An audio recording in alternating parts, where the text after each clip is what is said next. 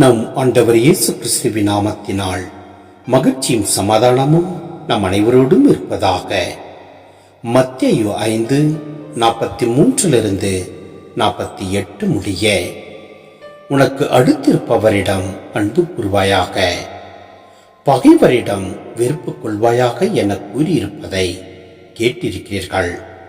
ஆனால் நான் உங்களுக்கு சொல்கிறேன், உங்கள் பகைவரிடமும் அன்பு கூறுங்கள், உங்களை துன்புறுத்துவோருக்காக இறைவனிடம் வேண்டுங்கள்.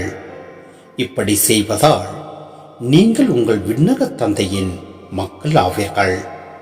ஏனெனில் அவர் நல்லோர் மேலும் தீயோர் மேலும் தம் கதிரவனை உயிர்த்தெழ செய்கிறார். நேர்மையுள்ளோர் மேலும் நேர்மையற்றோர் மேலும் மழை பெய்ய செய்கிறார்.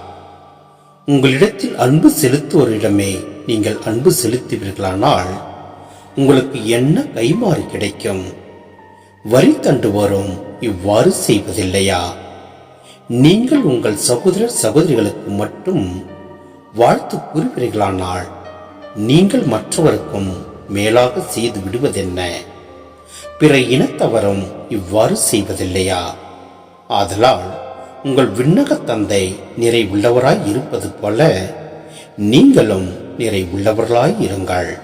சிந்தனை: அடுத்திருப்பவர் என்ற சொல்லை யூதர்கள் ஒரு குறுகிய கண்ணோட்டத்துடன் புரிந்து கொண்டார்கள். ஒரு யூதருக்கு இன்னொரு யூதர் மட்டும்தான் அடுத்திருப்பவர், அல்லது ஒரு பரிசேயருக்கு இன்னொரு பரிசேயர் தான் அடுத்திருப்பவர். ஏனையோர் பகைவராகவே கருதப்பட்டனர். ஆனால் மனித உறவுகளுக்கு ஒரு பரந்த நோக்கை தருகின்றார் இயேசு. யாதும் ஊரே யாவரும் கேளீர் என்ற முதுமொழியே இயேசுவின் கருத்தாகவும் இருக்கின்றது. குறிப்பாக தேவையில் இருக்கின்ற எவரையும் நாம் அடுத்தவராகவும் நண்பராகவும் கருத வேண்டும் என்பது இயேசுவின் விருப்பம். இதை லூக்கா தரும் நல்ல சமாரியர் உம்மை நமக்கு தெளிவாக சொல்கின்றது. மனித உறவுகளுக்கெல்லாம் அடிப்படை கடவுள் நம் அனைவருக்குமே தந்தை என்ற உணர்வே. அவரின் உலக மக்கள் அனைவரும் சகோதரர் சகோதரிகள். விண்ணக தந்தை நிறைவு என்று சொல்வது கடவுளுக்கே உரிய அளவற்ற நன்மைத்தனம், அன்பு, நீதி போன்ற குணங்களே. நமது மனித வாழ்வின் குறிக்கோள் அத்தகைய ஒரு நிறைவையை எட்டி பிடிப்பதாக இருக்க வேண்டும். அதாவது நாம் வாழ்நாளெல்லாம் அன்பு, நீதி போன்ற மனிதநேய மதிப்பீடுகளை கடைபிடித்துக் கொண்டே இருக்க வேண்டும்.